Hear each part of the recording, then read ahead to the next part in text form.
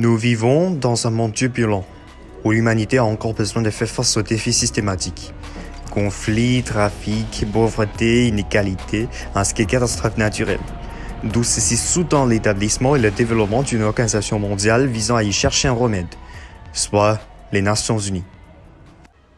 Fondée en 1945, à la suite des deux guerres mondiales dévastatrices, cette organisation est résolue à préserver les générations futures du fléau de la guerre, à défendre les droits fondamentaux de l'homme, à maintenir la justice et à favoriser le progrès social. Jusqu'à aujourd'hui, elle devient indéniablement l'organisation intergouvernementale la plus large, la plus équipée et la plus respectée.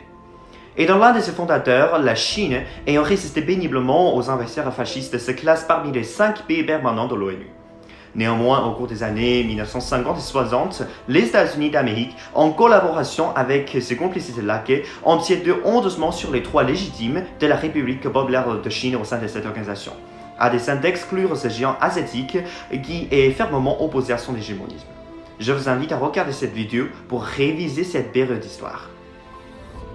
Lorsque les colonisateurs ont fracassé la carapace de l'Empire du Milieu par les opiums et les arbres offensifs, la Chine était un pays isolé malade qui ne connaissait guère le monde extérieur.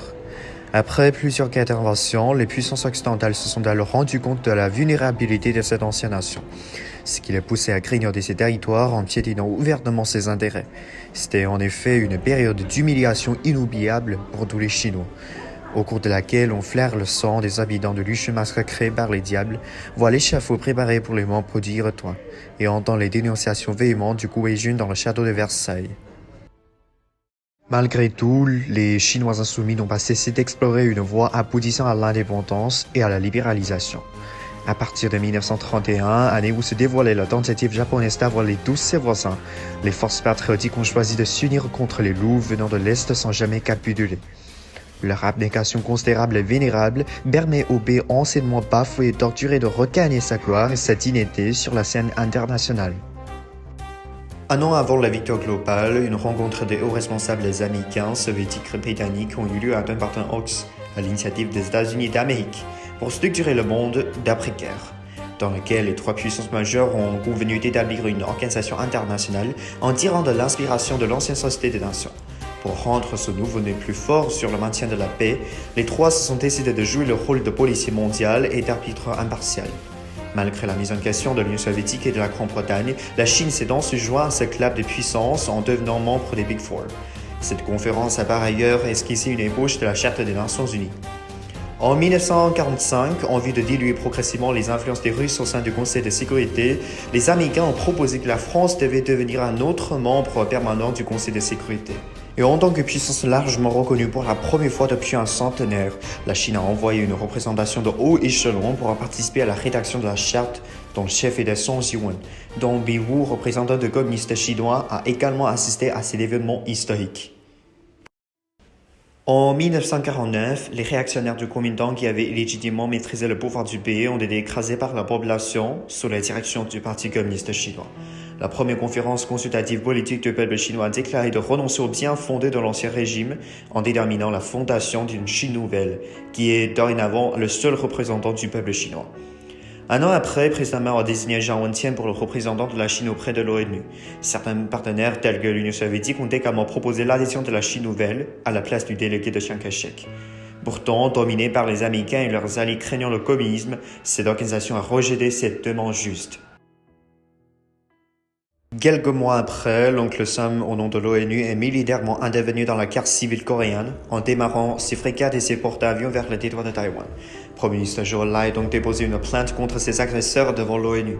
Wu Xiaoshuan, général chinois, a donc été envoyé à New York pour assister à une conférence spéciale sur la situation de la péninsule coréenne en explicitant la position ferme et constante de la Chine nouvelle en la matière.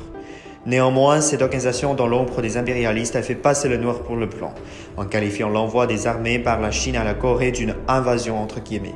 D'où ceci montre qu'à cette époque-là, l'influence américaine dans l'ONU était considérablement gigantesque, ce qui constituait l'obstacle majeur du rétablissement du droit légitime de la Chine nouvelle. Dans les années 1950, les États-Unis, en adoptant la stratégie de moratorium, se sont parés à la mise en agenda de l'adhésion chinoise à l'aide des clauses 3 et 4 de l'article 2 de la charte, qui ont été employées pour indiquer que la Chine n'était pas amoureuse de la paix. D'autres fois, lorsqu'a sonné la cloche des années 1960, où d'innombrables pays nouvellement nés du tiers-monde se sont joints à l'ONU, le moratorium n'a donc plus servi à enrouer ceux qui favorisaient la Chine du peuple. Ne renonçant pas à la politique d'antagonisme, les États-Unis ont donc changé de tactique pour continuer à appuyer le Xi'an qui s'en était fui à Taïwan. En déclarant que c'était une question importante, les Américains ont tenté de profiter du haut seuil, soit 2/3 des oui pour apparaître la Chine. C'est bien pourquoi la Chine nouvelle est exclue des Nations Unies durant au-delà de 20 ans. La demande raisonnable de la Chine sera certainement respectée, de même que le courant de l'histoire est toujours irrésistible. L'année 1970 est un tournant clé, car le nombre de pays pour l'adhésion de la Chine nouvelle a pour la première fois dépassé ceux qui étaient contre. De plus, lorsque l'USA a connu un fiasco militaire et une crise économique, sa crédibilité ainsi que sa suprématie ont donc fait faillite. Le président Nixon s'est mis à chercher un possible contact avec la Chine pour contrecarrer l'expansionnisme des soviétiques, tout ce qui a beaucoup favorisé ce grand pays. La 26e Assemblée générale s'est donc convoquée en 1971. Les États-Unis et le régime de Chiang ont connu un lourd échec, après que leur proposition d'augmenter le seuil pour l'adhésion de la Chine nouvelle a été pour la première fois rejetée par la conférence. Zhou Shukai, représentant de Chiang, a prononcé un discours final dérisoire avant que les réactionnaires chinois ne partent de la scène de l'ONU. The rejection of the draft resolution AL 632 is a flagrant violation of the Charter governing the expulsion of member states. In view of the frenzy and the irrational manners that has been exhibited in this hall, the delegation of the Republic of China has now decided not to take part to any further proceedings of this General Assembly. Et ensuite, un moment historique que le peuple chinois attendait durant très longtemps est arrivé. USSR. Yes. United Kingdom. Yes. Yes. United Republic of Tanzania. Yes. United States. No.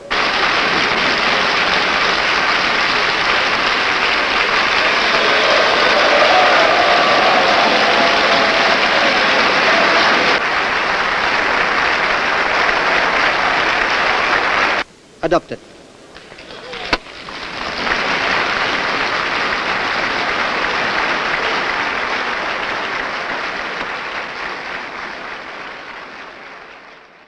C'est un moment de grandeur, un moment méritant de commémoration, et un moment à partir duquel le peuple chinois retrouve sa digne place dans le concert des nations et apporte de nouvelles et plus grandes contributions à l'humanité.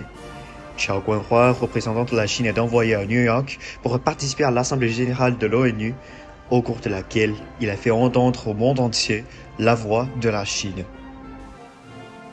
On behalf of the government of the People's Republic of China, I hereby reiterate that Taiwan is an inalienable part of China's territory, and the U.S. armed invasion and occupation of China's Taiwan and the Taiwan Straits cannot in the least alter the sovereignty of the People's Republic of China over Taiwan.